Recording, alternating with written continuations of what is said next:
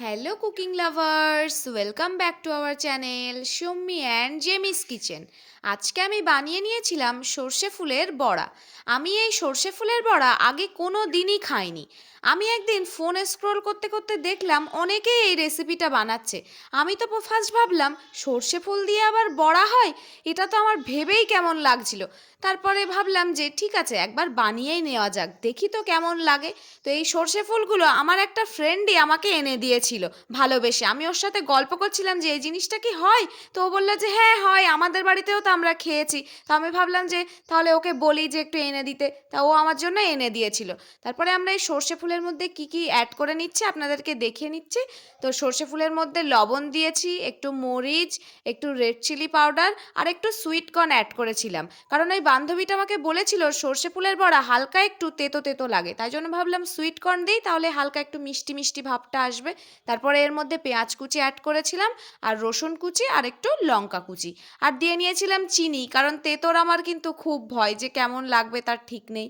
তারপর এর মধ্যে একটু চিলি পিকেল অ্যাড করেছিলাম, আর এর মধ্যে বিভিন্ন রকম সস অ্যাড করেছিলাম। সসের মধ্যে ছিল red chili sauce, green chili sauce, soya sauce আর টমেটো সস।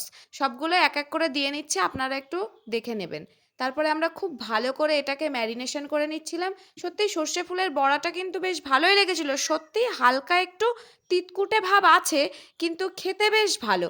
স্মেলটা একদমই মনে হচ্ছে পুরো মাস্টার্ড মাস্টার্ড একটা সেন্ট, খুব সুন্দর। তারপরে এর মধ্যে আমরা বেসন অ্যাড করে খুব ভালো করে আলতো হাতে মিশিয়ে নিচ্ছি। হালকা একটু জল দিয়েছিলাম, কারণ জলটা না দিলে এর সাথে ভালো করে একসাথে মিশছিল না।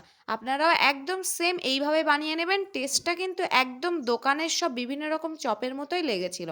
এরপরে এটা আমরা একদম ডিপ ফ্রাই করে নিয়েছিলাম অনেকটাই পরিমাণ তেল দিয়ে। এবার আস্তে আস্তে করে চপগুলো এর মধ্যে দিয়ে নিচ্ছি। দেখুন দেখতে কি সুন্দর লাগছে, তাই না? হালকা একটা হলুদ হলুদ ভাব। যে আমাকে সর্ষে ফুলগুলো দিয়েছিল তার জন্যও কিন্তু আমি বানিয়ে নিয়ে গেছিলাম। সেও খেয়ে বলল, সত্যিই তোর কুকিং চ্যানেলটা কিন্তু তোর জন্য পুরো পারফেক্ট। তুই কিন্তু খুব সুন্দর সুন্দর রেসিপি বানিয়ে আমাদেরকে খাওয়াচ্ছিস, কারণ টিফিনে এইসব জিনিসগুলো বানিয়ে নিয়ে যেতে হয়। তো দেখুন এই যে ভাজা তো প্রায় হয়েই গেল, আর একটু বাকি, একটু লাল লাল করে ভেজে নেবেন। তারপরে আমরা এবার ডেকোরেটিং করে নিয়েছিলাম ওপর থেকে একটু সর্ষে ফুল ছড়িয়ে। ভিডিওটা ভালো লাগলে অবশ্যই like comment share and subscribe করে দেবেন।